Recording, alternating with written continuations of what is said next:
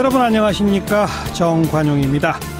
평창올림픽 드디어 문을 활짝 열었습니다. 세계의 눈과 귀가 쏠려있는 대한민국 강원도 평창. 멋진 올림픽, 평화의 올림픽이 될 수 있으면 좋겠는데요. 그런 뜻에서 오늘 시사자키는 평창올림픽 특집으로 마련합니다. 잠시 후 개막식이 열릴 평창올림픽 스타디움, 저희 CBS 평창올림픽 특별취재팀 연결해서 현지 상황 전해드리겠고요. 그 현장, 리셉션장에 가 있을 겁니다. 아마 바른정당의 오신환 원내대표 연결해서 평창올림픽에 대한 바람도 들어보고요. 7시 5분 시작되는 2부, 오랜만에 경희대 이택광 교수 문화비평가죠. 초대했습니다. 우리에게 올림픽이란 무엇인가? 올림픽의 역사와 의미는 어떻게 변화해 왔나? 함께 이야기 나눠보겠고요. 우리 언론은 올림픽에 대해 지금 어떤 보도들을 하고 있는지, 문제점은 없는지 김원경의 미디어 포커스 시간에 전해드리죠. 잠깐 광고 듣고 출발합니다. 전 세계의 눈과 귀가 지금 대한민국 강원도 평창에 쏠려 있죠. 조금 전부터 문재인 대통령이 주최하는 평창올림픽 리셉션이 아마 시작했을 거고요. 잠시 후 8시에 역사적인 개막식이 열리게 됩니다. 평창 현지로 가봅니다. 개폐회식 열리게 되는 평창올림픽 플라자에 있습니다. CBS 평창올림픽 특별취재팀의 박정민 기자, 안녕하세요. 네, 저는 지금 평창올림픽 개폐식이 열리는 올림픽 플라자에 나와 있습니다. 그 올림픽 플라자 지금 상황은 어떻습니까? 네, 지금 청취자분들께서도 들릴 수도 있겠지만 지금 흥겨운 음악과 함께 식전 행사 준비가 되고 있고요. 관중들도 속속 입장하고 있습니다. 주변에는 만일의 사태에 대비한 경찰들의 순찰과 보안 검색 활동도 강화되고 있습니다. 그럼 너 날씨 걱정 많이 했는데 많이 춥진 않습니까? 예, 그렇습니다. 말씀하셨던 것처럼 이 평창올림픽을 준비를 하면서 두 개의 한 때문에 평창올림픽이 많이 힘들었습니다. 북한과 이 혹한인데요. 이 다행히 북한도 참여가 이루어졌고 날씨도 오늘은 영하 2도, 또 체감온도 영하 6도로 어제보다 기온이 다소 올랐습니다. 저녁에도 마찬가지로 영하 6.5도, 또 체감온도도 영하 13.3도로 다소 오를 것으로 예보됐는데요. 하지만 여전히 바람은 조금 많이 불고 있습니다. 따라서 관중 휴게실에서 지금 이 관중들이 추위를 피하고 있는 모습들도 보이고 있습니다. 예.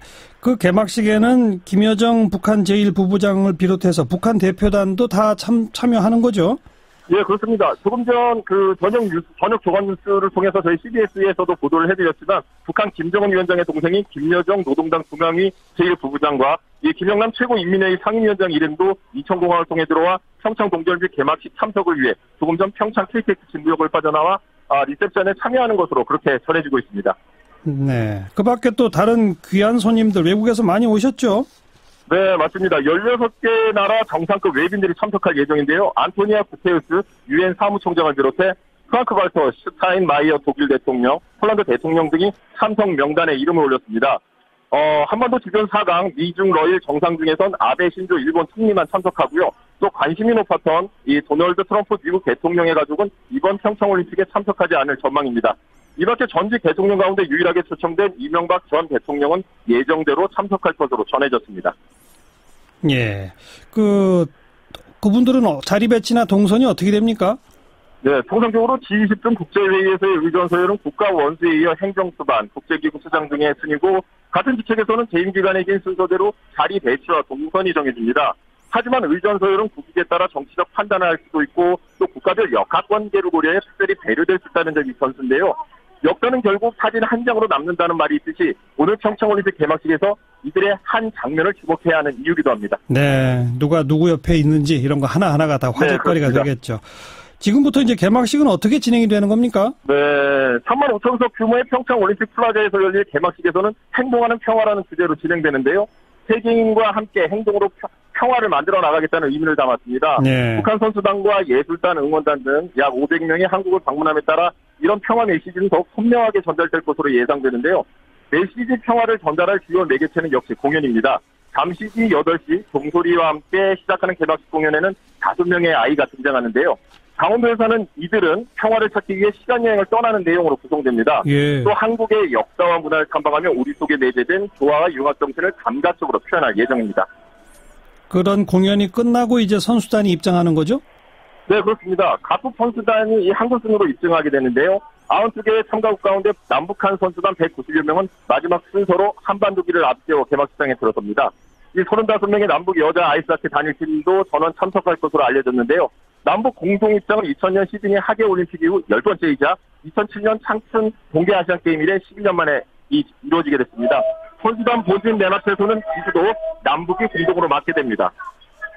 네. 그리고 이 남북 공동 입장에 대해서는 국제적인 관심도 대단히 높죠? 네, 그렇습니다. 토마스 바흐 국제올림픽위원회 위원장은 어제 이 남북 공동 입장은 가장 감동적이며 역사적인 순간이 될 것이라고 말했습니다. 그리고 이어 이 연설 때에는 총 3명이 오르게 되는데 이번 평창 동계올림픽 조직위원장의 환영사에 이어 토마스 바흐 국제올림픽위원회 위원장이 두 번째 연설자로 나서고 이어 문재인 대통령이 개막을 선언하며 개막식은 결정으로 치닫게 됩니다. 네. 그리고 이제 올림픽이 개항되고 있고요. 네네, 맞습니다. 그 다음에 성화는 어떻게 됩니까? 네, 오늘 이 마지막 하이라이트인 성화가 모습을 드러낼 예정인데요. 사용되는 성화는 101일 1일간의 동송을 통해 이 35개 도시를 거쳐온 것입니다. 성화는 달 항아리를 모티브로 제작된 높이 25m 성화대로 옮겨지는데 성화 점화는 대회 시작을 알리는 의식입니다. 송승환 예술총 감독은 소박한 듯 우아한 기품을 담은 달 항아리 성화대엔 한국 여백의 미와 참여 화합의 의미를 담았다고 말했습니다. 그 성화 봉송의 최종 주자는 아직 공개가 안 됐는데 네, 가장 유력한 성화 점화자 후보는 피겨의 어왕 김연아입니다. 예. 다들 그렇게 얘기를 하시겠지만 김연아가 아니어도 이상한 거고 김연아가 반드시 참여가 돼야지만 된다는 생각들이 많은 사람들이 그렇게 생각을 하고 있는데 예. 이미 역대 동계올림픽에서는 개최국을 대표하는 스포츠 스타들이 점화를 맡아왔습니다. 한국 동계 스포츠의 아이콘은 단연 김연아인데요. 김연아는 2010 밴쿠버 동계올림픽에서 금메달을 차지하고 또 2014 소치 동계올림픽에서는 은메달을 목에 걸었습니다. 네. 그리고 남북한이 동시에 공동 점화할 수도 있다는 얘기도 있던데 그거는 아직 모릅니까? 네, 잘 아시겠지만 대회식의 하이라이트가 이 마지막 성화 주자가 누구냐 이런 얘기인데 많이 누군지 알려졌어도 이게 이제 문제가 되는 거지만 김연아가 이 단독 점화가 아닌 북한의 이 북한 선수들 중에 한 명이 공동 점화를 할 수 있다는 가능성도 제기되고 있는데 특히 많이 보도가 됐던 것처럼 염대혁 선수도 그중에 한 명으로 거론되고 있습니다. 네, 그럼 마지막까지 지켜봐야 되겠네요. 수고하셨습니다. 네, 지금까지 올림픽 플라자에서 전해드렸습니다. CBS 박정민 기자였습니다. 오늘 평창에는 외국 귀빈들 또 북한 손님뿐 아니라 우리 정치인들도 많이 가 있습니다. 이 대통령이 주최하는 리셉션에 참석하고 또 올림픽 개막식까지 함께하게 되는데요. 현장에 가 있는 바른정당의 오신환 원내대표를 연결해 봅니다. 안녕하세요. 네, 안녕하세요. 네, 지금 평창 정확히 어디 계신 거예요? 지금 이제 리셉션을 하기 위한 그 장소가 있습니다. 전체 몇 명 정도가 지금 거기 있는 거예요, 그러면? 제가 얼핏 보기에는 한 100여 분 정도 이상 있는 것 같습니다. 네. 마이크 펜스 미 부통령, 일본의 아베 총리, 북한의 김영남 상임위원장 다 보이시죠? 네네. 네. 오신환 대표뿐 아니라 이 여야 정당의 주요 인사들도 다들 거기 계십니까? 네, 현재 그렇습니다. 예. 네. 그리고 이제 개막식까지 함께 하시게 되는 거죠? 네, 요 리셉션이 끝나고요. 예. 7시에 이동해서 8시에 개막식 장소로 가게 됩니다. 네. 오신환 원내대표는 개막식용으로 든든하게 입고 가셨나요? 생각보다 오늘 날씨가 좀 덜 추운데요. 예. 너무 다행스럽게 생각하고요. 예, 또 든든하게 옷도 챙겨왔습니다. 예. 예. 자, 지금 미국과 일본 그리고 북한 이 주요국의 정상급 인사들이 와서 함께 하는 것은 좋은데 다들 생각이 속내가 다 좀 다른 것 같죠? 네, 그렇습니다. 어떻게 다들 각국의 입장들이 다르기 때문에 미국의 입장에서는 역시 유엔과 함께 지금 북핵 미사일이 현존하고 있는 상황에서 평창올림픽을 통한 북한의 체제 선전이나 유엔 각 세계의 제재에 대해서 조롱하는 듯한 그런 것들에 대한 경계를 할 수밖에 없는 상황인 것 같고요. 일본의 입장에서는 아무래도 이제 정상회담이 조금 전에 있지 않았습니까? 그 속에서 한일 위안부 협상 관련한 내용들에 대해서 아마 아베 수상께서 출국 전에 그 부분에 대한 언급이 있었던 걸로 알고 있는데요. 그래서 올림픽은 세계인들의 스포츠 축제이니만큼 다소 정치적인 문제는 조금 뒤로 하고 축제를 즐기는 것이 더 바람직하지 않을까 이렇게 생각합니다. 네. 조금 더 구체적으로 미국의 펜스 부통령이 천안함 방문하고 탈북자를 만나고 평창으로 왔단 말이에요. 네네. 물론 미국 입장이 있긴 하지만 어떤 의미에서는 남이 벌인 잔치판에 와서 너무 자기네 하고 싶은 그 행보만 하는 거 아니냐라는 비판도 있는데 어떻게 생각하세요? 미국의 입장에서는 지금 사실은 한미 동맹을 근간으로 해서 북핵 미사일을 문제를 해결하는 것이 가장 중요한 시급한 문제라고 볼 수 있거든요. 예. 근데 올림픽이 다소 북한의 참가로 인해서 정치적인 이슈로 좀 번진 부분들이 있습니다. 그렇기 때문에 그것을 경계하면서 특히 올림픽 이후에 벌어질 수 있는 상황들에 대해서 사전에 좀 다지는 그런 입장이 아닌가 저는 이렇게 보고 있습니다. 아니 펜스 부통령이 탈북자 만나고 천안함 관계 오히려 올림픽을 정치화시키는 거 아닌가요? 물론 그렇죠. 근데 이제 그 이전의 상황들이 이미 정치화되어 있기 때문에 그런 부분들에 대해서 미국은 경계할 수밖에 없고 그걸 통해서 이후의 문제점들에 대해서도 발생할 수 있는 예를 들어서 한미 군사 연합 훈련들을 재개할 때 그건 이제 정부와 북한의 요구들이 또 다를 수 있지 않습니까? 그리고 또 북핵 미사일 실험이 또 다시 벌어진다면 이런 여러 가지 부분들에 대해서 미국은 고려할 수밖에 없을 것이다 이렇게 보고 있는 것이죠. 그리고 조금 아까 오신환 원내대표도 언급을 하신 바 있습니다만 특히 아베 총리의 경우 평창올림픽 축하하러 와서 위안부 문제 얘기하는 거 그건 좀 예의에 어긋나는 거 아닐까요? 그럴 수 있다고 봅니다. 그 부분은 사실은 뭐 우리가 그 현안을 놓고 지금 정상회담 하기 위해서 만나는 것이 아니니까. 그 외교적 문제이긴 하나 사실은 그 문제가 만약에 거론이 된다면 정부는 그 입장을 좀 명확하게 할 필요가 있습니다. 정부가 지금 애매한 태도를 보이고 있는 것도 사실은 국민들로서는 불만이 있거든요. 만약 언급이 있다면 정부의 입장을 분명히 밝혀주기 바랍니다. 일본을 향해서 우리 정부의 입장을 확실히 밝혀라. 네네. 그 말씀이군요.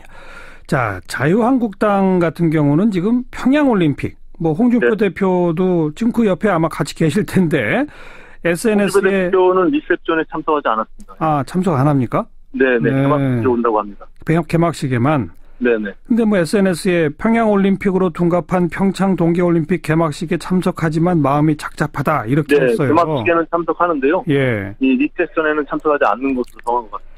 그처럼 뭐 정부는 이걸 평화올림픽으로 만들자라는 생각이고 자유한국당은 자꾸만 평양올림픽 그러는데 바른정당의 생각은 어떠세요? 뭐 평양올림픽이라는 거 하나의 정치적인 수사인 것이고요. 너무 이것이 정치적 이슈로 과도하게 언론이 집중하다 보니까 우리 전 세계인의 스포츠 축제가 다소 훼손된 부분들이 있다라는 정치적 표현인 것 같고요.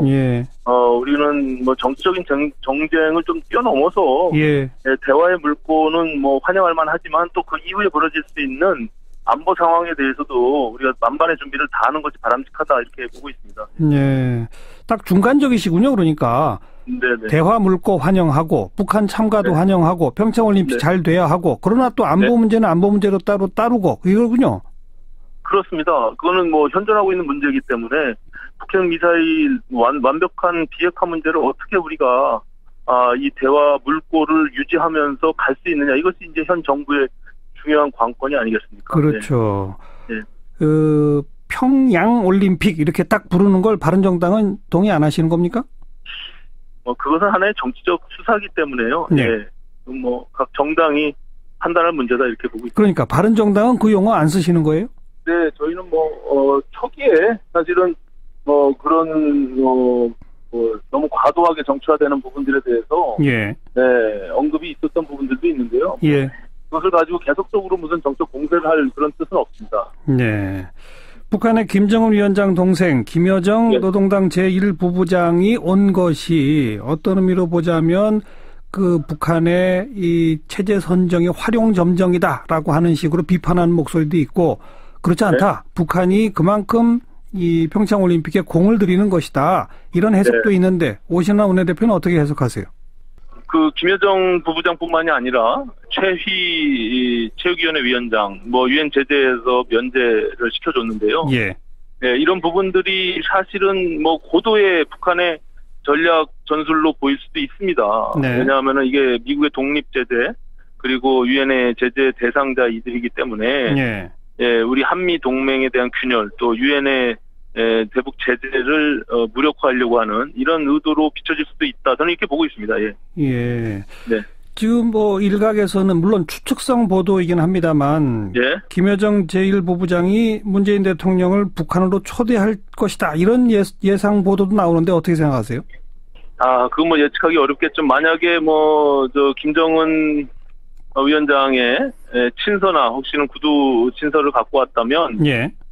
그 내용을 좀 들여다봐야 되지 않을까 이렇게 봅니다. 예, 진정성 있게 대화를 정말 통해서 평화를 하고자 하고 특히 우리가 추구해야 되는 것은 완벽한 비핵화 아니겠습니까? 예, 그 부분들이 이루어지지 않는다면 저는 정상회담이 무엇을 위한 정상회담이겠습니까? 결과적으로 우리 한반도의 안녕을 추구하기 위한 정상회담이 돼야 되는 것이기 때문에 그걸 전제로 한다면 환영할 만하죠. 예. 비핵화를 전제로 한 정상회담은 환영한다 이 말씀이죠? 네, 비핵화를 하기 위한 정상회담이겠죠. 만약에 되면 그것이 아닌 그러니까 비핵화를 논의하기 위한 정상회담도 환영할 수 있다. 그렇죠. 만약에 의제가 그렇게 된다면 그것도 만나서 대화를 해야 되는 거겠죠. 예. 아직 그 친서가 있는지 초청 의사를 밝혔는지 확인도 안 됐는데 여기서 더 무리할 건 없을 것 같고요. 그렇습니다. 예. 자, 동계올림픽 한마디 성공적 개최를 위한 말씀 한마디 부탁합니다. 네, 우리 선수들의 선전을 기원하면서요. 사실 적게는 4년이고 수십 년 동안 본인들의 피와 땀이 흘린 굉장히 중요한 스포츠 축제라고 생각합니다. 온 국민이 응원하고 또 선전을 기대하겠습니다. 네. 오늘 말씀 여기까지 듣죠. 고맙습니다. 네, 감사합니다. 바른정당 오신환 원내대표였습니다. 윤태권 실장 어서 오십시오. 네, 안녕하세요. 올림픽 개막 정치권의 분위기 좀 정리해 봅시다. 예, 지난 7일에 국회에서 결의안을 채택하긴 했어요. 평창 동계올림픽 및 패럴림픽 대회의 성공적 개최 및 올림픽 정신 구현을 위한 결의안. 이게 제목 보시면 그냥 짐작이 가시겠지만은, 정치적으로 싸우지 말자. 올림픽 기간 동안이라도 이런 거거든요. 예. 정치적 공방과 갈등 자제. 정부에도 올림픽 기간 중 정쟁적 요소가 발생하지 않도록 노력해 줄 것 촉구.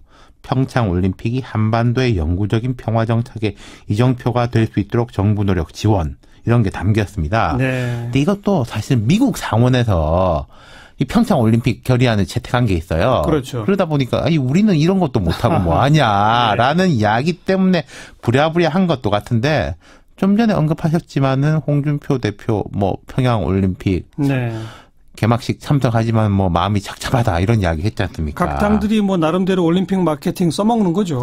그렇죠. 이 각 당들이 올림픽 마케팅을 하는데 이게 다 뭐가 좀 깔려 있는 것 같아요. 일단 더불어민주당은 당연히 여당이니까 올림픽에 대해서 이제 당력을 집중하고 있습니다. 그리고 제가 한번 소개해드렸지만은 러시아 선수들을 위한 민주러시 서포터즈 이런 발대식 열었고 응원단. 예. 네.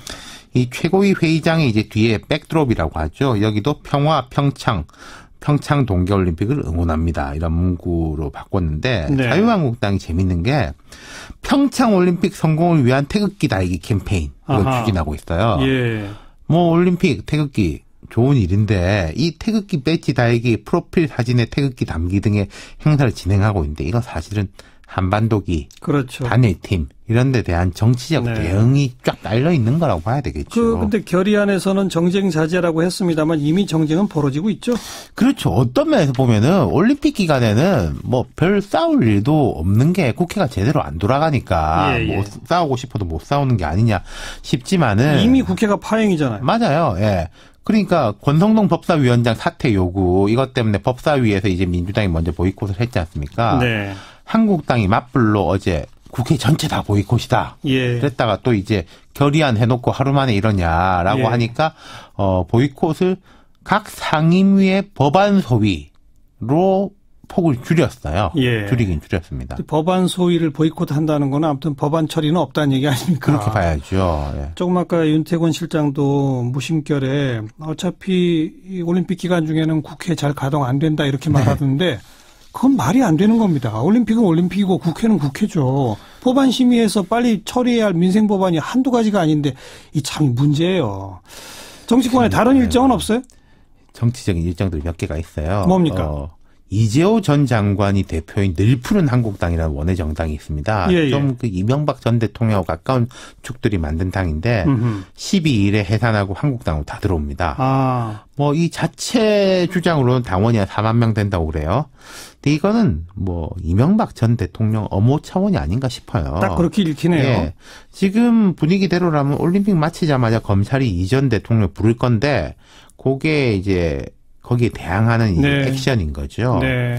그리고 13일에는 국민개헌자문특별위원회라는 기구가 떠요. 이건 청와대가 만드는 거죠? 청와대죠. 예, 문 대통령이 대통령 직속 정책기획위원회에다 개헌 준비를 지시했는데 이 정책기획위원회가 사회 각계 위원 30명이 참여하는 가칭 국민개헌자문특별위를 발족시키기로 한 겁니다. 네. 이 정혜구 정책기획위원장이 이제 특위위원장을 맡는데 제가 좀 우려가 되는 게 2월 말에서 3월 초까지 국민 의견 수렴을 마친다. 2월 13일에 발족해가지고 3월 중순께 문 대통령한테 개헌안을 보고하겠다는 건데 너무 시간이 없는데요? 그렇죠. 아무리 뭐 여러 논의가 됐다 하더라도 각 분과별로 나눠가지고 여론조사하고 이런 게 이제 시간이 과연 됐지. 그리고 여기 아마 활동이 올림픽 기간에 구체화될 수밖에 없는데 시간 문제 때문에요. 그렇죠. 그러면은 자유한국당 등 야당은 이 핑계를 또 삼아가지고 강하게 반발할 거예요.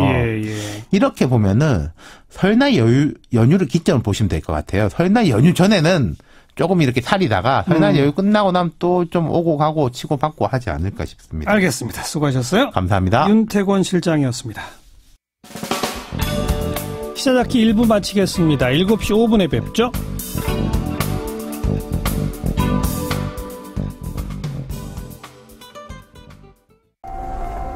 시사잡기 2부 화제의 뜬 뉴스들부터 정리해드립니다. CBS 김효은 기자 어서 오세요. 네, 안녕하세요. 첫 소식은요? 네, 신현희 서울 강남구청장이 지난 대선 때 더불어민주당 대선 후보였던 문재인 대통령에 대한 허위사실을 유포한 혐의로 기소돼 재판을 받아왔는데요. 네. 오늘 1심에서 벌금 800만 원이 선고돼 구청장직을 상실할 위기에 놓였습니다. 네, 아직 1심이죠? 네. 대법원까지 100만 원 이상 형이 확정돼야 박탈되는 거죠. 그렇습니다. 유죄 판결 이유는요? 네, 재판부는 신 구청장이 허위사실과 모욕적인 표현이 담긴 메시지를 반복 전송했고 여론을 왜곡해 선거의 공정성과 투명성을 훼손했다고 판단했습니다. 신 구청장은 지난 대선 기간에 문 후보를 비방하는 내용의 카카오톡을 200여 차례 발송했는데요. 예를 들면 500여 명이 있는 단톡방에서 문재인은 공산주의다 이런 메시지를 보내기도 했습니다. 예.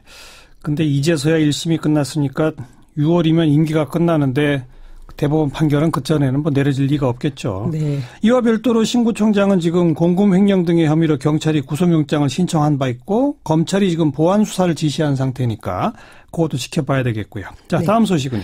네, 남경필 경기도지사의 장남 남모 씨가 집행유예로 석방됐다는 소식입니다. 지난해 서울과 중국 등지에서 마약을 투약한 혐의로 구속 기소됐었죠. 예.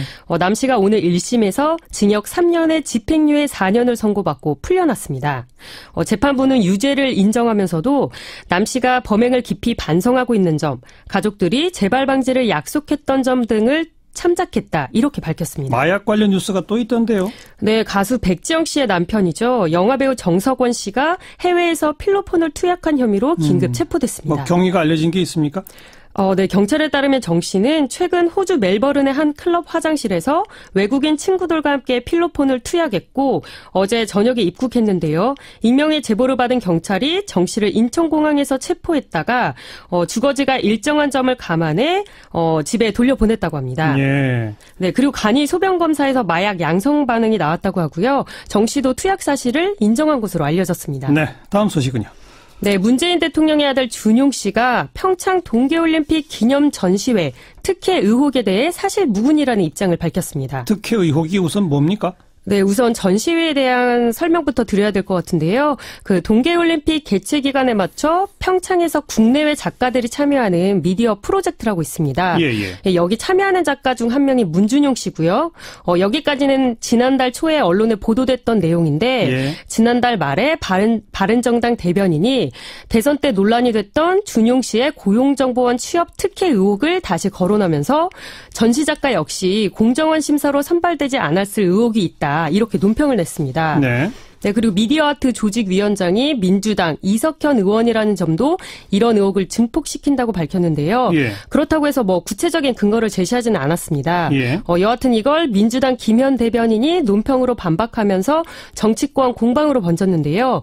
이와 관련해 당사자인 준용 씨가 어제 법률사무소를 통해 사실 무근이라는 입장문을 발표했습니다. 입장문의 주요 내용이 뭡니까? 네, 전시회는 정부기관의 지원 없이 민간이 자율적으로 주최했다고 밝혔고요. 대통령의 아들이라는 이유로 모든 작품 활동이 비방받는다면 오히려 역차별을 받는 것이라고 주장했습니다. 그리고 바른정당 대변인에 대한 사과도 요구했고요. 그리고 SNS에서는 네티즌 간의 갑론을박이 벌어졌는데요. 아버지의 후광 없이 가능했겠느냐 이런 반응이 있는가 하면 준용 씨 실력이 대단하다고 들었다. 국민의 한 사람으로 미안하고 응원한다. 이런 반응도 있었습니다. 네, 다음 소식은요? 네, 평창 올림픽으로 지금 지구촌이 축제 분위기인데요. 최악의 나날이 이어지고 있는 국가가 있습니다. 어디요? 네, 중동 지역에 있는 시리아입니다. 네, 정부군과 반군 간의 내전으로 민간인들이 계속 희생되고 있죠. 그런데 최근 반군이 장악한 시리아 동구타, 영어 표기명이 이스턴 구타인데요. 이곳에서 정부군의 무차별 공습으로 나흘 동안에만 민간인 220여 명이 희생됐다고 외신들이 보도했습니다. 민간인? 예. 네. 당시 현장에 있던 AFP 기자는 포탄이 비처럼 쏟아졌다 이렇게 증언했는데요. 그 안타깝게도 희생자 중에는 어린이 50여 명이 포함됐다고 합니다. 올림픽 기간 중에는 다 휴전해야 되는데 여긴 그것도 안 통하는군요. 안타깝습니다. 수고하셨어요. 네, 감사합니다. 김효은 기자였습니다. 대한민국의 국민 한 사람으로서 감격스러운 일이었고 기대도 크죠. 19일 날 컬링 보러 친구랑 보러 가기로 했어요. 이번에 이제 손주들하고 이 다음에 이제 할아버지하고 올림픽 게임을 같이 봤다 이런 추억을 남겨주기 위해서 내일 쇼트랙을 보러 갈 계획이 돼 있습니다. 메달 많이 따면 좋긴 좋은데 무리하지 말고 우리 국민이 한 번 더 힘을 얻을 수 있는 계기를 만들어준다면야 고맙겠습니다. 봅슬레이요. 그런 게 멋있잖아요. 저 스피드 스케이팅의 이상한 선수요. 피겨 최다빈 선수 정말 좋아해요. 너무 잘 하셔가지고. 우리 선수단 금메달 안 떼도 괜찮아요. 모두 다 건강하게 열심히 즐기면서 했으면 좋겠습니다. 노력한 만큼 잘했으면 좋겠습니다. 화이팅! 평창 동계올림픽 화이팅! 화이팅! 대한민국 선수들 화이팅! 네, 평창 동계올림픽. 게다가 이제 북한 참가하면서 말 그대로 판도 커져서 이 선수들의 열전뿐만 아니라 전 세계의 정치적 관심도 집중되고 외교전도 치열하고 막 이런 상황입니다. 오늘 문화비평가의 눈으로 올림픽의 역사로부터 그 정치적 의미에 이르기까지 같이 한번 이야기 나눠보는 시간 준비했습니다. 오래간만에 스튜디오에 초대했네요. 문화비평가 경희대학 이태광 교수 어서 오십시오. 네, 반갑습니다. 네, 스케이트나 스키 좀 하세요? 네, 제가 스케이트는 예전에 좀 탔는데 예. 그닥 즐기진 않습니다. 동계올림픽 보는 건 좋아하세요? 네, 보는 건 좋아합니다. 제가 예전에 피겨 스케이팅도 김연아 선수 나가기 전부터 좋아했는데 재밌더라고요. 그런 것들 보면은. 예, 네. 예. 올림픽이 특히 평창 동계올림픽은 우리가 3번 도전한 끝에 네. 2번 3표 차, 4표 차로 떨어지고 정말 천신만고 끝에 유치한 거잖아요. 그렇죠.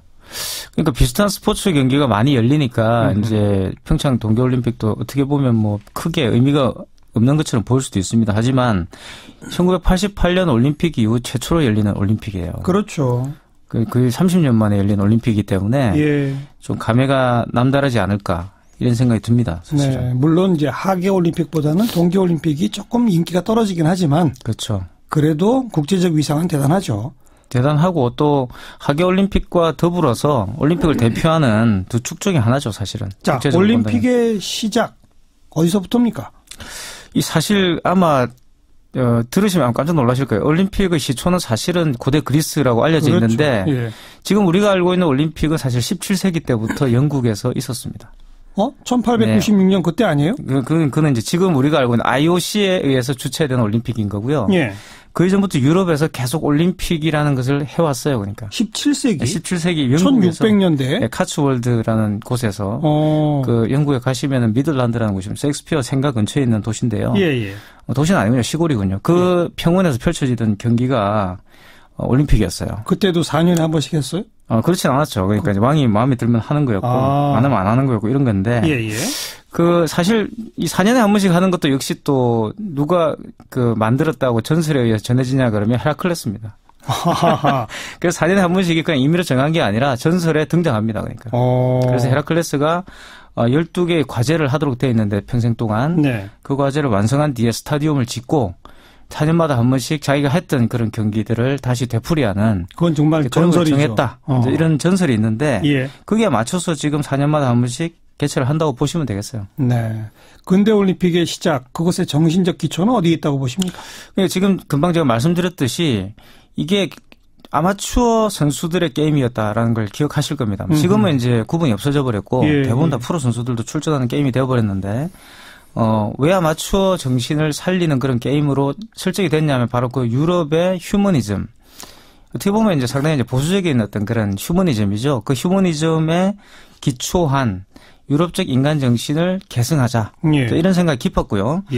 금방 말씀하셨던 건 1896년 최초로 지금 IOC에 의해서 개최되기 시작했던 현대적 올림픽. 시초가 바로 이런 정신의 기초를 하고 있던 겁니다.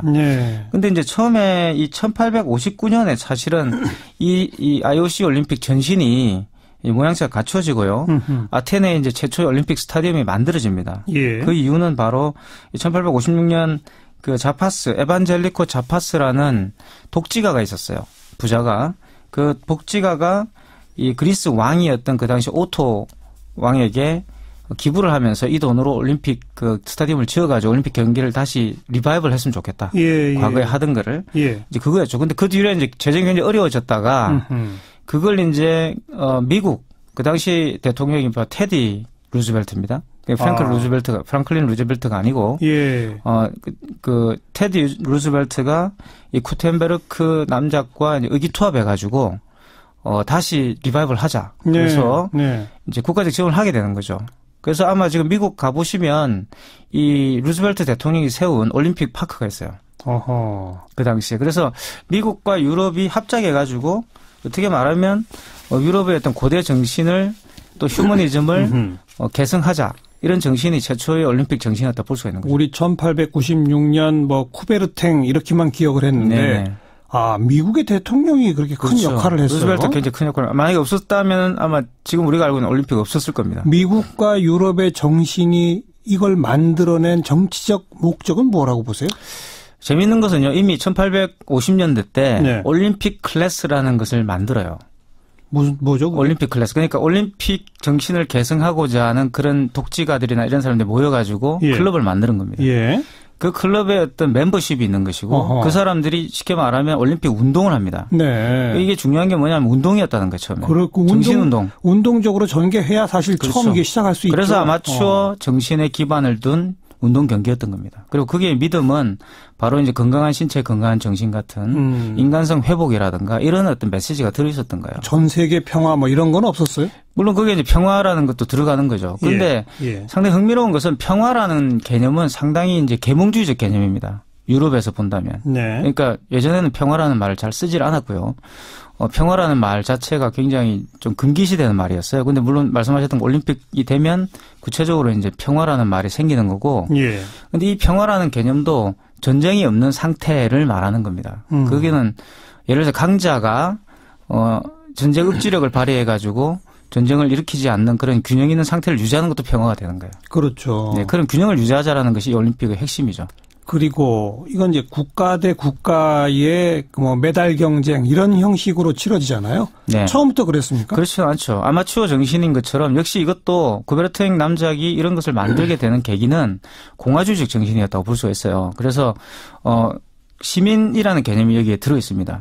시민들 사이의 공정한 경쟁, 페어플레이라는 어떤 개념들이 들어 있는 거고요.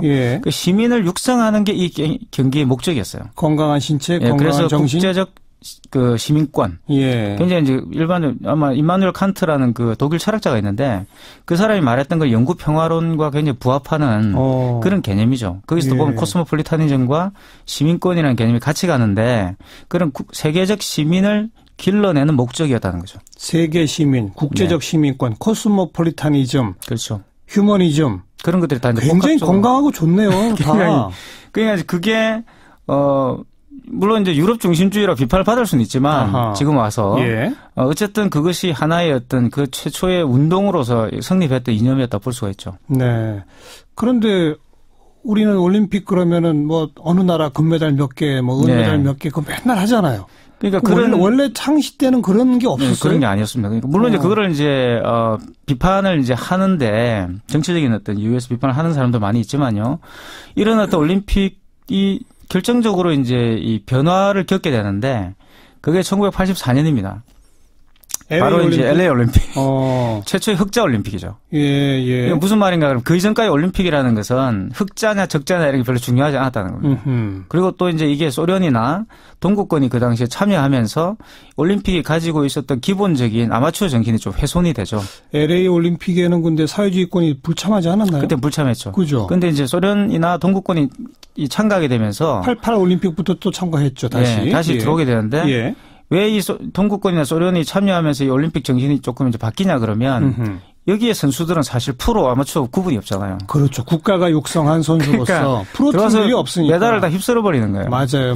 그래 이제 그런 것들이 굉장히 이제 크게 작용을 했고, 그리고 1984년이 되면 본격적으로 올림픽이 상업화가 됩니다. 그래서 흑자가 된 거예요. 그때 이제 일반적으로 어떤 일이 벌어지냐 그러면 대부분은 이제 스폰서를 받아서 올림픽을 개최하는.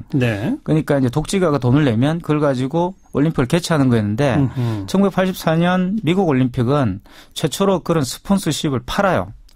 그래서 중계권을 팔고. 그게 그때가 처음입니까? TV 중계권을 팔죠. 그래서 처음이었어요. 그게? 처음이었어요. 지금은 너무 당연시 돼 있는데. 근데 그걸 한 번 더 한 게 우리 1988년도 올림픽이었던 겁니다. 그래서 1988년 올림픽이 우리에게는 독재 시절에 개최된 올림픽이고 여러 가지 또 아픔도 있지만 사실 올림픽 역사로 본다면 굉장히 획기적인 올림픽이었던 거죠. 그 LA 때 그 만들었던 그 시스템이 그대로 다시 반복되어서 지금 이제 우리가 알고 있는 그 올림픽 시스템을 만들어내는데 공을 세운 업적을 세운 어떤 그런 올림픽이었어요. 게다가 이제 고전에 지금 84년 LA 올림픽과 얘기하셨습니다만 80년 모스크바 올림픽이 있었잖아요. 그렇죠. 거기는 또 서구 진영이 다 참여하지 안 했고 반쪽 올림픽 2번을 하다가 88 서울 올림픽에서 양쪽이 다 왔고. 그렇죠. 그러면서 또 그런 상업주의도 거기서 또 한 번 꼽혔고. 그러니까 이제 본격적으로 이제 시장화되는 역할을 했던 거고요. 이제 글로벌 이제 자본주의 또 글로벌라이제이션을 부르는 그 새로운 시대가 시작되는 상당히 많은 그런 표지석이 바로 1988 올림픽이었다 볼 수가 있고요. 그것이 한국도 마찬가지고 세계적으로도 그랬다는 거죠. 알겠습니다. 그렇게 돼서 좀 애초에 아마추어리즘 그리고 코스모폴리타니즘이라고 하던 그 순수성은 사라졌죠. 상업화 쪽으로 흘러버렸고 사회주의권이 프로 아마의 구분이 없이 참여해서 메달 휩쓸이 하면서부터 국가 간 경쟁이 또 과열되게 됐고. 그러니까 그 이전에 자유로운 시민들의 어떤 공정한 경쟁이라는 스포츠 정신은 사실은 약화됩니다. 약화되고 국가 간 경쟁이 굉장히 이제 강화된. 그게 이제 특별히 한국 이 관객들이 그런 민족주의를 좋아해가지고 스포츠를 민족주의로 본다기보다는 이미 우리에게 올림픽이라는 것은 그런 형태로 주어진 거예요. 국가 간 경쟁의 형태로. 국가 간 경쟁의 형태로 주어졌던 것이고 그러니까 당연히 우리는 그렇게 즐겨왔던 거죠. 이제 와서 약간의 어떤 변화들이 이제 나타나고 있다라고 말을 할 수 있는데. 요즘의 변화는 어떤 거라고 봐야 돼요? 그럼? 아마 이번에 평창 굿즈를 둘러싼 열기를 아마 보시면 아마 아실 겁니다.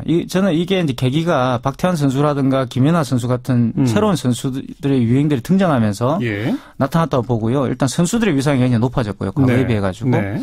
그리고 그러니까 다시 자기 철학을 가진 선수들이 많이 등장하고 자기들이 굉장히 열심히 해가지고 어떤 성취를 올리는 사람들이 많이 등장하고 또 그런 어떤 선수들을 지켜보는 관객들의 어떤 태도들도 바뀌었다는 거죠.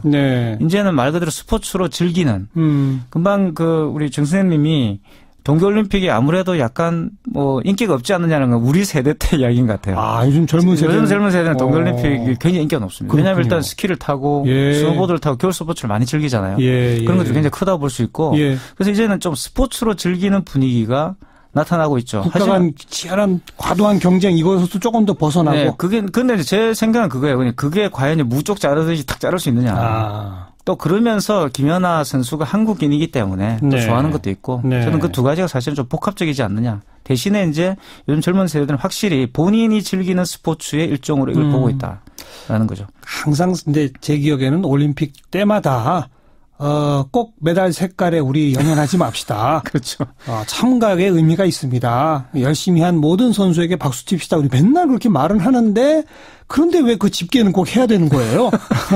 그래서 뭐 몇 등 이런 거 왜 해야 되는 거예요? 그걸 또 비판하시는 분들은 IOC의 전략이다. 이렇게 또 말을 하죠. 사실은 이제 이게 지정학적인 문제도 있잖아요. 그러니까 결국 우리가 알고 있는 선진국들이 메달 수가 많잖아요. 그렇죠. 궁극적으로 본다면. 네. 그래서 그런 선진국들에게 유리한 그런 스포츠 종목들이 있는 것이고요. 거기에 따라서 또 태권도라든가 또 이런 것도 들어가지 않습니까? 새롭게. 맞아요. 또 패러올림픽도 개최가 되고. 예. 그래서 이런 부분들은 이제 처음에 만들어질 때 그런 유럽 중심적인 플랫폼 내에서 만들어졌기 때문에 그런 거 아닌가 이런 생각이 듭니다. 아무튼 좀 처음 출발할 때 그런 순수성을 다시 회복하는 조짐이 보인다. 그거는 좋은 거네요. 저도 그런 생각이 듭니다. 최초의 그런 아마추어 정신이라든가 이런 것으로 돌아가는. 네.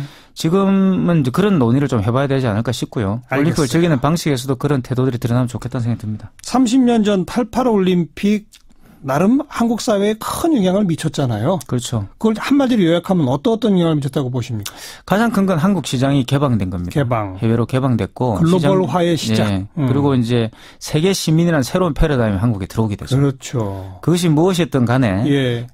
아마 제가 기억하기로는 그 당시 대학 교육의 패러다임이 그런 식으로 바뀝니다. 네. 국제적 인재 양성이라는 식으로 바뀌게 되고요. 한국이 그때부터 국제화라는 어떤 개념, 북방 외교도 막 실시하게 되고. 그러니까요. 상당히 이제 대외적 외교를 펼치는, 그러니까 우리 한국 사회 내에 어떤 그런 여러 가지 지역적 문제들을 바깥으로 펼치는 그런 방식으로 사회 변화가 초래됐다고 볼 수 있고, 또 한 가지는 전산화입니다. 전산화. 네. 재미있는 것은 88 올림픽을 기록을 찾아보시면은 세계 최초로 모든 그 운영 시스템을 전산화한 그런 올림픽이에요. 컴퓨터 활용. 네. 한국의 어떤 정보기술 산업이 발전하는데도 1988년 올림픽 큰 역할을 했죠. 그렇군요. 2018 평창 동계올림픽은 한국에 어떤 역할을 할까요? 저는 지금 한류라는 것이 있는데요. 한국이. 여기에 대해서 여러 논란이 있을 수는 있지만 저는 한류 올림픽일 거라고 저는 생각합니다. 평창 올림픽이. 많은 분들이 사실 평창 올림픽을 보러 온다기보다는 평창 올림픽을 핑계로 대가지고 서울에 오고 싶어 하시거든요. 그래서 서울에 와가지고 저도 지금 독일 TV나 이런 데서 인터뷰 요청이 오기도 하는데 오면은 서울을 보고 싶어요. 그리고 거기에서 평창올림픽이 무슨 의미를 가지고 있는가를 굉장히 알고 싶어 하더라고요. 하지만 그분들이 한국에 와서 알고 싶어 하는 것은 바로 한류입니다. 그래서 아마 이번 평창올림픽은 한류올림픽이 되지 않을까 싶기도 하고 그래서 이 올림픽을 또 계기로 해서 한류가 물론 지금도 많이 알려져 있고 자발적인 어떤 흐름을 가지고 있지만 상당히 또 많이 이제 파급력을 갖게 되지 않을까 이렇게 예상을 해봅니다. 네. 제가 이태광 교수랑 지금 짧은 인터뷰를 하면서 저 스스로 상당히 많이 반성을 했습니다. 아니 지금 올림픽 관련해서 저 이사자키도 자주 얘기를 하긴 했는데 계속 이 북한이 오는데 뭐 미국은 북핵 문제에 대해서 어떻게 하고 뭐 일본은 뭐 위안부 문제에 대해서 뭐 계속 그 얘기만 했거든요. 이게 제가 어디에 빠져 있는 거예요. 진짜 올림픽은 원래 첫 출발의 그런 순수성. 그렇죠. 그리고 또 88 올림픽을 통해 우리는 세계를 향해 문을 열었다. 전산화라고 하는 새로운 시작이 있었다. 2018년 동계올림픽 또 한 번 세계가 우리를 주목한다. 핵심은 한류다. 그렇죠. 북한이 아니라. 북한도 이제 그게 하나의 이슈가 되지만. 물론. 그거는 바로 이제 올림픽이 평화 정신이라고 보통 이야기했을 때. 북한으로 하여금 그런 평화의 어떤 정신에 동참하게 만든다. 이런 취지가 있는 것이죠. 그리고 해외에서도 그렇게 바라보는 것이고 북한이 여기 온다는 것은 그런 의미가 굉장히 크다고 봅니다. 네. 저도 이제 좀 정신 차리고 정치 좀 잊어버리고 올림픽을 즐겨야 될 것 같습니다. 네, 문화비평가 경희대학교 이태광 교수 고맙습니다. 감사합니다. 사운드 오브 뉴스입니다. 김민아 기자 어서 오세요. 안녕하세요. 들어볼 소리요. 평창 동계올림픽 오늘 공식 일정이 시작이 되는데 여러 기대와 우려가 교차를 하고 있습니다. 어제 북한 예술단의 공연 소리하고 시민들의 반응 들어보시죠.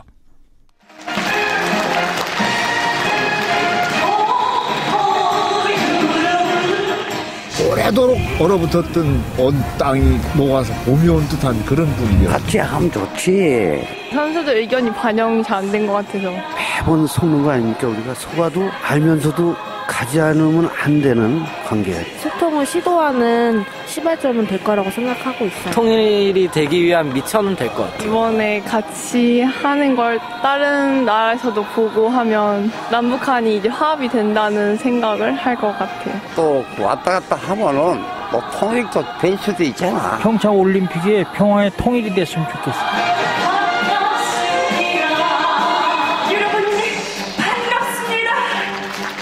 네, 어제 저녁 공연을 좀 중계 안 하나요? 이런 분들 많았는데 녹화해서 중계했다면서요?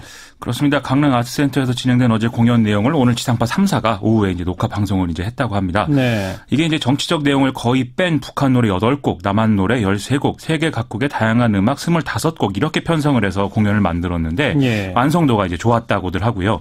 특히 분단 이후에 남한의 대중가요 이게 이제 선곡에 포함된 것은 좀 파격이다 이런 평가도 같이 나오고 있습니다. 예.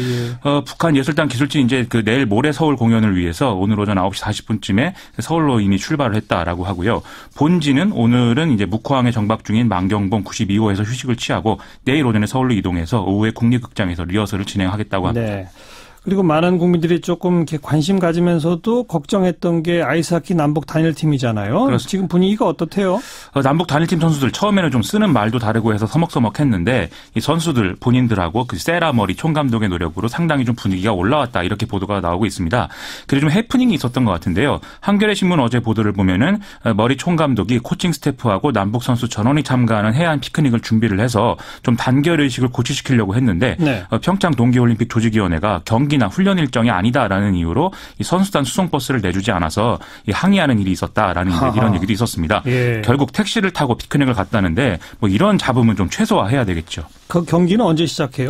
오늘 개막식에서 이제 남북 단일팀이 공동 입장을 하게 되고 그러면 이제 내일 밤 9시 10분에 스위스와 단일팀 경기가 관동 하키센터에서 진행을 하게 됩니다. 네. 더불어서 남북 공동응원단도 내일 오후부터 발대식을 갖고 활동을 시작한다고 하는데요. 머리 총감독이 기자들에게 나름 포부를 밝힌 대목도 좀 화제가 되고 있습니다. 우리는 정치적인 주장을 하려고 온 게 아니라 승리를 하러 왔다. 중요한 건 정치가 아니고 우리다. 우리 팀은 함께 뭉쳐서 경쟁할 것이다. 뭐 이렇게 얘기를 했다는데요. 어쨌든 뭐 실력으로 논란을 잠재우는 그런 모습을 좀 기대해 봅니다. 네. 정치하러 온 게 아니라 승리하러 왔다. 정말 스포츠맨다운 그런 표현이네요. 그렇습니다. 다음 뉴스는요. 김영남 최고인민회의 상임위원장을 전장으로 한 북한 고위급 대표단 오늘 전용기 편으로 인천국제공항에 도착을 했는데요. 대표단에는 아시다시피 뭐 김정은의 동생 김여정이 포함이 되어 있습니다. 이 비행기의 편명이 PRK-615라고 하는데 이게 이제 6.15 남북 공동선언을 떠올리게 하니까 이것도 일종의 이제 메시지로 봐야 되겠죠. 그러네요. 북한 고위급 대표단은 인천공항 의전실에서 우리 측의 조명균 통일부 장관 등과 환담을 나눴는데 김영남 상임위원장은 날씨 얘기도 하고 덕담도 나누고 하면서 상당히 여유 있는 모습을 과시했다고 합니다. 이들은 의전 차량을 타고 인천국제공항 KTX역으로 이동해서 KTX 편으로 지금 평창으로 향해서 거기서 리셉션에 참가하는 그런 상황입니다. 가장 많은 관심은 김여정한테 몰렸는데 뭐 말은 한마디도 안 했다면서요? 그렇습니다. 뭐 시종일관 미소를 짓고 있긴 했는데요. 공항에서 뭐 거의 아무 말도 안 하는 그런 상황이었습니다. 다만 형식상 권력 서열과 실질적 2인자의 어떤 차이를 보여주는 상황이 연출이 돼서 이게 좀 화제였는데요. 조명균 장관이 김영남 상임위원장에게 이제 앉으시라 이렇게 자리를 권하니까 김영남 상임위원장이 다시 김여정에게 상석을 양보하려는 듯한 이런 몸짓을 이제 취한 것이죠. 김여정은 웃으면서 김영남 상임위원장의 또 깍듯한 태도로 자리를 다시 권하는 이런 모습이었는데요. 이 김여정의 공식 직책 조선노동당 중앙위 제1부부장인데 김영남 상임위원장은 이 당직도 중앙위 정치국 상무위원이기 때문에 엄청난 격차가 지금 나는 것이거든요. 예. 그럼에도 불구하고 이런 이제 예를 표하는 그런 상황이었다는 거죠. 문재인 대통령은 내일 북한 고위급 대표단과 환영 오찬을 가지게 되는데 여기서 이제 김여정과 함께 만날 그럴 예정이라고 합니다. 문재인 대통령, 아베 신조 일본 총리 오늘 정상회담했죠. 그렇습니다. 문재인 대통령은 오늘 여러 이제 정상들과 릴레이 회담을 쭉 진행을 했는데 아베 신조 총리와도 오후에 회담을 진행했습니다. 문재인 대통령은 역사를 직시하면서 양국 간의 미래지향적 협력을 이제 얘기를 하면서 김대중 대통령과 오부치 게이조 총리가 21세기 새로운 한일 파트너십에 대한 공동선언 발표한 지 지금 20주년 되는 해다라면서 셔틀 외교를 복원하자 이런 제안도 했습니다. 아베 신조 총리는 북한 문제에 대해서 한미일 간의 긴밀한 협력 관계를 재확인하고 한국과 일본의 미래지향적 새로운 관계 구축을 위해서 솔직한 의견을 나누자 이렇게 화답을 했다는데 네. 이 회담 이후에 기자들과의 질문 답변 시간이 있었거든요. 여기서 아베 신조 총리가 문재인 대통령에게 위안부 합의 관련 일본의 입장을 상세히 전달했다. 그리고 북한에 대한 최대 압박 방침을 확인했다. 이렇게 이제 설명을 하는 그런 모습도 있었습니다. 자, 다음 뉴스는요? 어제 검찰이 삼성 관련 사무실과 이학수 전 부회장 자택 등 압수수색을 진행을 했는데요. 오늘도 서초동의 삼성전자 사옥 그리고 우면동 삼성전자 연구개발센터 등에 대한 압수수색을 이틀째 이어갔다는 소식입니다. 검찰은 이명박 전 대통령 실소유주 의혹을 받고 있는 자동차 부품업체 다스의 미국 소송 비용을 삼성에 대납을 했고 이 과정에 이학수 전 삼성 구조본 부장이 관여했다 이런 정황을 잡고 있는데요. 검찰은 앞서 영포빌딩 등을 압수수색하면서 이와 관련한 단서를 확보한 것으로 알려지고 있습니다. 예, 삼성이 만약 정말 이렇게 움직였다면 그건 실소유주가 이명박 전 대통령이기 때문 아니냐 이런 논리도 가능한 거죠. 그렇습니다. 아시다시피 뭐 당시 소송전의 결과는 옵셔널 벤처스 피해자들의 경우 이제 돈을 돌려받아야 되지만 다스는 돈을 돌려받을 수 없다. 이거 아니었겠습니까? 이게 결국 무리한 소송이었던 건데 삼성이 비용을 대납해가면서 움직인 이유가 있었을 것이다. 이런 얘기인 것이죠. 다스는 2000년대 초반부터 김경준 씨를 상대로 장기간 소송을 진행을 했는데 2009년도에 미국 대형 로펌 에이킹 건프를 새로 선임했고 이때 이제 삼성이 수임료를 대납했다는 거거든요. 검찰은 당시 정황에 대해서 다스 관계자들과 김백준 전 청와대 총무기획관이 이 문제에 대해서 의견을 나눈 이런 정황들도 파악을 하고 있다고 합니다. 만약 그렇다면 이게 이학수 전 부회장이 결정했겠느냐 이것도 문제가 되겠죠. 그렇습니다. 일부에서 삼성이 다스의 법률 비용을 대납한 시기와 가까운 2009년 12월 달에 이건희 회장이 원포인트 특별 사면 받았다. 이 점에 주목하기도 하거든요. 그러네요. 이게 일종의 대가 관계 아니냐 이런 얘기가 나오고 있습니다. 네, 더 수사 결과 지켜보죠. 수고하셨습니다. 고맙습니다. 김민아 기자였습니다. 미디어 포커스 시간입니다. 오늘은 올림픽 개막일이고 해서 우리 올림픽에 관한 특히 북한이 올림픽에 오기로 하면서 북한에 관한 우리 언론의 보도 좀 분석해 보도록 하겠습니다. 민주언론시민연합의 김원경 사무처장 어서 오십시오. 안녕하세요. 네.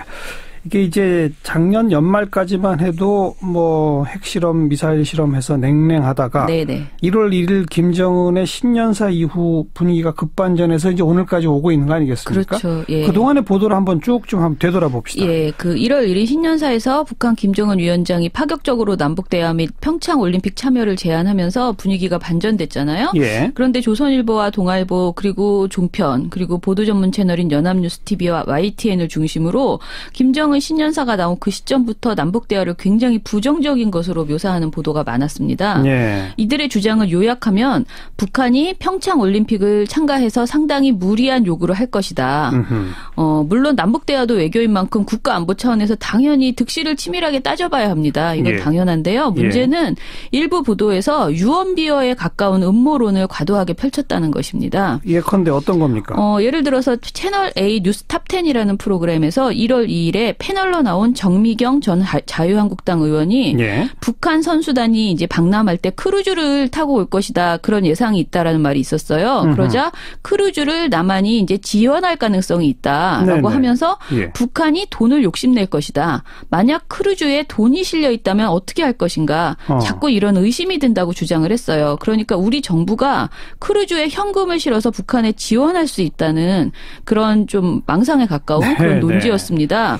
선수단 실으러 배를 보내는데 거기에 현금을 잔뜩 실어서 보낼 수도 있다. 보낼 수도 있는 거 아니냐. 그런 거죠.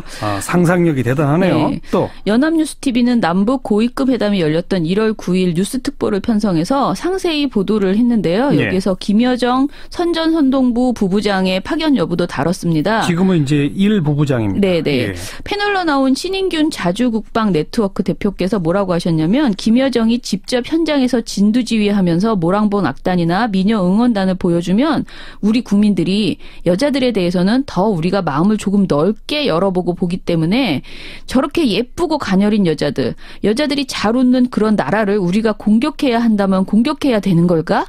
또 저런 나라를 제재해서 저런 여자들을 못 먹고 힘들게 만드는 것이 과연 옳은 일일까? 라고 헷갈리게 될 것이다. 이게 북한의 선동술이다. 이렇게 주장을 했습니다. 네, 이건 우리 국민을 좀 모욕하는 발언이 아닌가 싶을 정도고 좀 이것도 지나친 상상이죠. 대단하네요. 제가 이제 두 가지 사례만 말씀드렸지만 채널A와 TV조선, 연합뉴스TV, YTN에서는 1월 초부터 북한이 거액의 현금을 요구할 것이다. 북한이 개성공단 재개를 요구해서 핵개발 자금으로 쓸 것이다. 한미 훈련 중단을 요구해서 한미 관계에 갈등이 생길 것이다 등 과도한 추측을 남발했습니다. 네. 이런 프레임을 이어받는 게 이른바 평양올림픽이라는 주장 아니겠습니까? 야당 일부각에서도 주장하고 있는데 일부 방송사들은 그런 평양올림픽 주장을 그대로 많이 옮긴다면서요? 제가 말씀드린 그 방송사들이 주로 이 평양올림픽 이야기를 굉장히 많이 하는데요. 합리적 수준의 비판이 아니고 왜곡이 뒤섞인 이념적 비방에 가까운 보도들이 이어지고 있습니다. 특히 MBN과 TV조선이 돋보이는데요. TV조선은 2월 1일에 북한 선수단의 입국 및 입촌이 이뤄진 시기를 기점으로 해서 거의 모든 시사 보도 프로그램을 동원해서 평양 올림픽을 주장하고 있습니다. 아하. TV조선 보도본부 한라인의 경우에 엄성섭 앵커를 중심으로 자사기자 4명이 출연해서 보도와 분석을 선보이는 방송이에요. 예. 근데 여기 2월 2일 방송에서 6개의 주제 중에 3개를 북한 관련 소식으로 채웠고 그 과정에서 평양 올림픽이라는 용어가 직접 거론된 발언만 5차례나 나옵니다. 아하. 특히 이날 TV조선은 북한 선수단이 기존의 IOC에서 합의했던 46명보다 1명 늘어난 부분에 대해서 굉장히 집중해서 토론을 했는데요. 네. TV조선 기자들은 통일부를 강하게 비난하면서 북한 사람이라 다행이지 테러범이면 정말 큰 문제다. 이런 논란 때문에 평양올림픽 조직이 평양올림픽 이런 비판이 나오고 있는 것이다 라고 말을 했습니다. 테러범일 수 있다는 얘기를 했다고요? 네네. 이 테러범이라는 발언을 2번이나 했어요. 테러범일 수 있다. 예. 정보요원이라는 얘기도 했고요. 예. 물론 이 추가 인원 논란에 통일부도 당황한 기색이 있었고요. 최종 해명에 3일이 소요됐기 때문에 이런 혼란이 있었던 것에 대해서 비판은 할 수 있어요. 지적할 수 있습니다. 예. 하지만 북한이 모두 신원 정보를 미리 통보한 인원들이었다는 점과 선수촌 입촌 인원과 방남 인원은 불일치할 수 있다는 점, 그리고 추가 인원이 마사지사 등 지원 인력이라는 점을 고려할 때 과연 이것을 두고 테러범이나 평양올림픽을 거론할 수준의 일이었나 따져볼 네. 요지가 굉장히 있습니다. 기본적으로 북한이 올림픽에 자기네 선수단과 뭐 등등을 보내겠다라고 하는 네. 북한 정권의 정치적 어떤 결정의 배경 예. 이걸 좀 합리적으로 생각을 하면 예, 예. 거기에 테러범을 끼워 보낸다고요? 아니, 그 선수단 데리러 크루즈 올 때 거기 현금 안 실어 오면 안 보낸다고요? 그렇죠. 이런 게 상상이 가능합니까? 그러니까 아무 말 대잔치에 가까운 발언들을 굉장히 많이 하고 있습니다. 예. 그리고 이제 TV조선은 북한 선수들이 인공기를 달고 와서 평양 올림픽이니까 이해하자라는 조소를 한다. 그리고 평양 올림픽 북한을 위한 잔치라는 것이 일반론이다. 일반론. 네. 그리고 선수 숙소에 걸린 대형 인공기 저것만 보면 평양 올림픽이 생각난다. 등등 계속 발언에서 이제 평양올림픽이라는 그 단어를 계속 사용하고 있다는 거죠. 아니, 북한이 물론 뭐 우리 분단된 현실 맞습니다만 네. 유엔에 동시 가입한 국제사회가 인정하는 하나의 국가이고 네, 네. 국제대회에 항상 자기네 국기를 들고 나온다는 거를 그걸 당연하게 여겨야 용납을 못하는 거죠. 예. 네티즌 여론을 내세워서 평양올림픽을 다수 여론으로 묘사하고 북한 선수들이 달고 오거나 선수촌에 내건 인공기를 계속 비판의 근거로 삼고 부각해서 보여주는 예. 이런 것들이 눈에 띕니다. 예. TV조선 이것이 정치다라는 그 방송의 2월 7일 방송에서는요.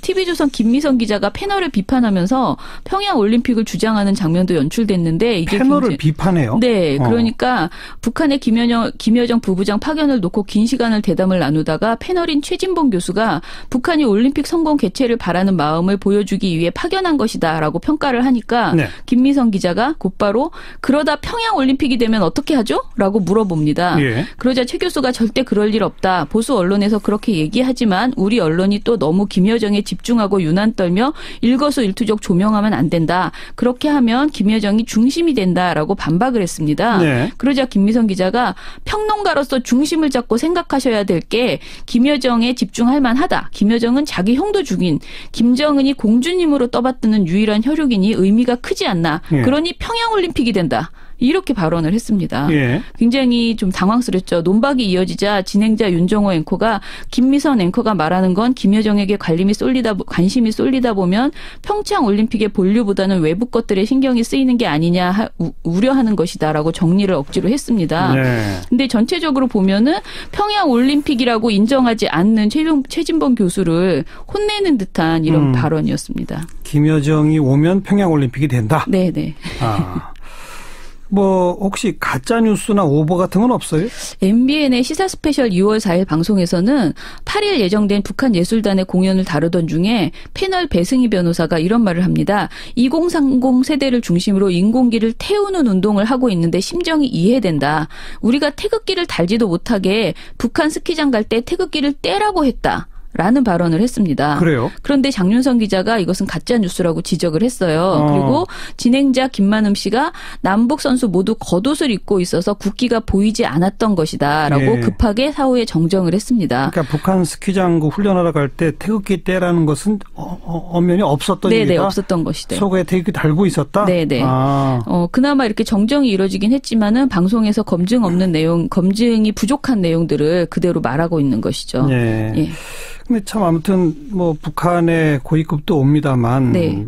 미국의 부통령, 일본의 총리, 네. 뭐 국제적으로 다채로운 외교 행사가 되고 있고 네네. 평창올림픽을 계기로 해서 더 다채로운 뭐 남북회담, 북미회담 등등이 열릴지도 모른다. 그렇죠. 또 그런 것들이 열릴 수 있을까 없을까를 이렇게 좀 뭐랄까요, 종합적이고 객관적으로 분석하는 건 필요한 건데 그렇죠. 거기에 대한 보도 태도는 어떻습니까? 그러니까 북한의 전술과 의도 그리고 미국과 우리의 대응 그리고 대화 가능성이 있는가 이런 것들 남북관계에 대해서 정말 관심이 많잖아요. 예, 그런데 연합뉴스TV는 미국 트럼프 대통령의 신년 연설 다음 날인 2월 1일에 미국의 선제 타격론, 북한 선제 타격이죠. 네. 이걸 기정사실로 보도하는 그런 납득하기는 어려운 그런 태도를 보였습니다. 기정사실화했다고요? 네네.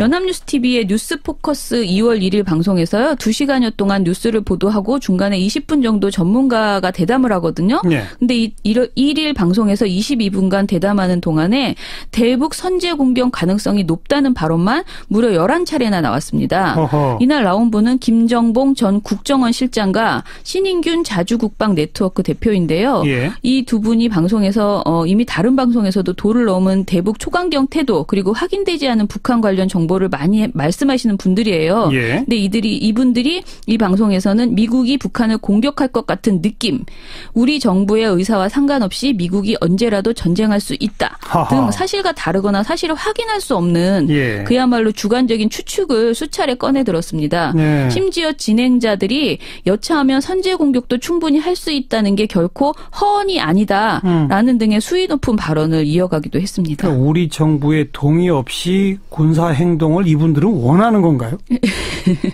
원하는 건 아니지만 할 수 있다라고 겁을 주는 그런 식의 내용입니다. 그렇게 뭐 대북 선제 타격 충분히 가능하다라고 하려면 뭔가 근거가 있어야 될 거 아니에요? 예, 근데 사실 그것은 근거 있는 발언이 나온 게 하나도 없습니다. 사실 예. 지금까지. 그렇다 보니까 확인할 수 없다는 게 객관적인 진실이에요. 그렇죠. 근데 확인할 수 없는 얘기를 이렇다 저렇다 진짜 그야말로 아무 말 대잔치로 계속 하고 있는 것이죠. 네, 예. 네. 그리고 이제 그 합리적인 근거가 있는지를 한번 따져보면요. 네. 연합뉴스TV는 북한의 핵무기가 미국 본토를 곧 위협할 수 있고 그런 일을 막기 위해서 최대의 압력을 행사하고 있다. 또 북한만큼 잔인하게 자국민을 억압한 정권은 없었다 등 그러니까 트럼프 대통령의 신년 연설 내용을 두고 대북 북한 선제 타격론을 내놓았습니다. 네. 그러나 정작 이날 트럼프 대통령 발언에서 선제 타격이라든가 군사 옵션은 거론조차 되지 않았어요.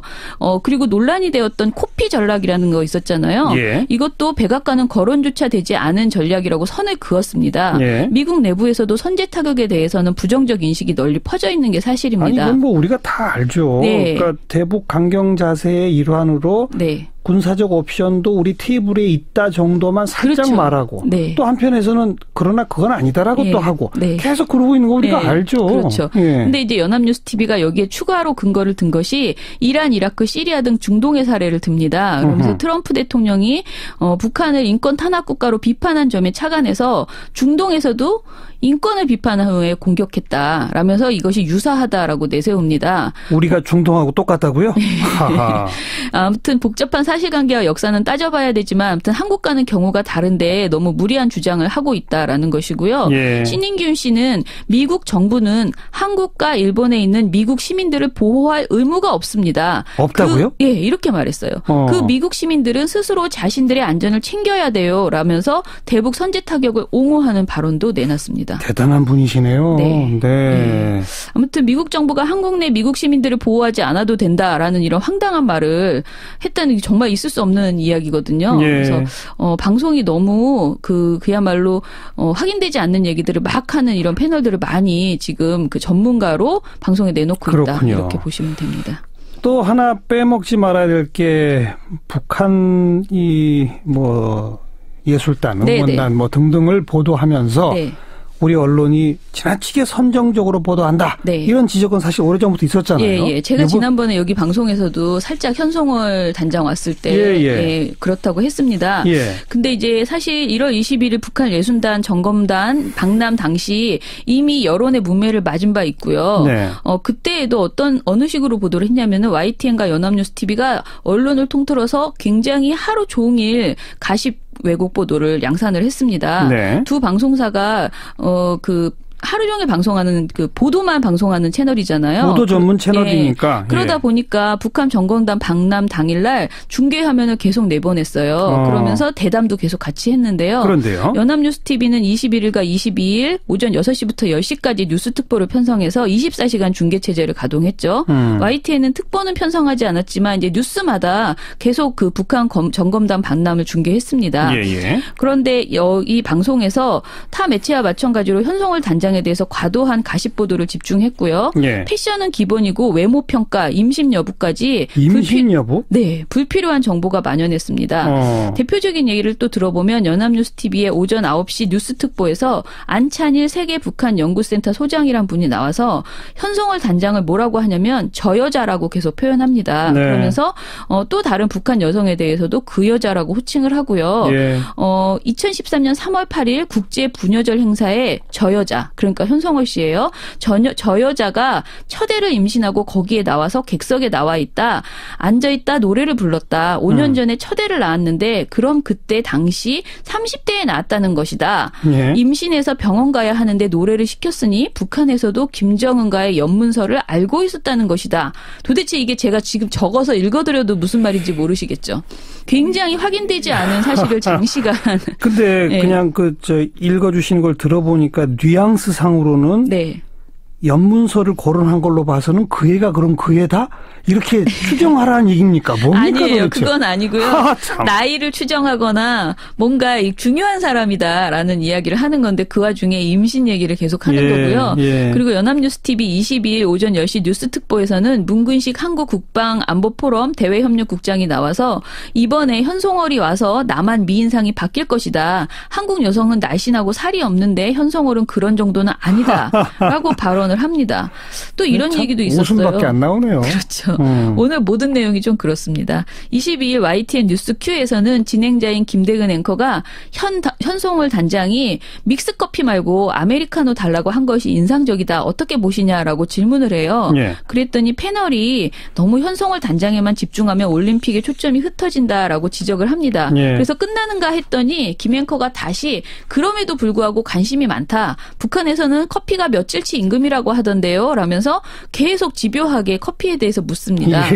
그러자 이제 송지연 전 북한 아나운서가 북한의 커피의 역사를 쭉 읊어주면서 이야기를 마칩니다. 그런데 이런 이야기들은 사실은 북한이 참 힘들지 않느냐 이것을 강조하면서 커피 이야기를 소재로 삼은 거죠. 이 현송월 단장 때만 그런 게 아니라 지금 응원단, 예술단, 오후소도 계속 이어지죠. 이런 선정적 보도들. 이제 시작될 것 같은데요. 일단은 지난 7일에 북한 응원단이 입국하자 연합뉴스가 여성 응원단원들이 화장실에 들어간 장면까지 사진으로 찍어서 보도해서 굉장히 강력한 비판에 직면했습니다. 그렇죠. 연합뉴스는 사진을 삭제했다고는 하지만 이미 타매체가 수많은 그 보도를 뿌린 후였고요. 연합뉴스 이외에도 몇몇 사진들이 아직도 있습니다. 그리고 또 지금 최근에는 다리만 부각해서 찍는 그런 그 사진들도 많이 나오고 있고요. 저희가 7일 지상파 3사와 종편 4사의 저녁 종합 뉴스를 모두 모니터해보니까 정말 신기할 정도로 거의 모든 방송사가요. 여성 응원단을 찍을 때는 일단 하체 그러니까 얼굴이 나오지 않는 다리만 부각해서 한 샷을 찍고요. 그 다음에 전체 얼굴을 보여주는 식으로 카메라 워크를 하고 있습니다. 남성 단원을 보도할 때는 그냥 보통 사람들처럼 당연히 얼굴이 나오는 샷을 찍는데 왜 여성 단원을 보도할 때만 그렇게 카메라를 하는지 모르겠어요. 근데 이런 식의 선정적인 보도 좀 약간 관음증적인 카메라 샷 이런 것들 다 자제했으면 좋겠습니다. 빨리 경기가 좀 본격적으로 치러져서 경기 보도나 좀 했으면 좋겠습니다. 아유, 답답하네요. 수고하셨습니다. 감사합니다. 민주언론시민연합 김원경 사무처장이었습니다. 시사자키 이번 한 주 순서 모두 마무리 짓겠습니다. 올림픽 경기 중계 보시면서 편안한 주말 보내시고요. 다음 주 월요일 다시 뵙죠. 안녕히 계세요.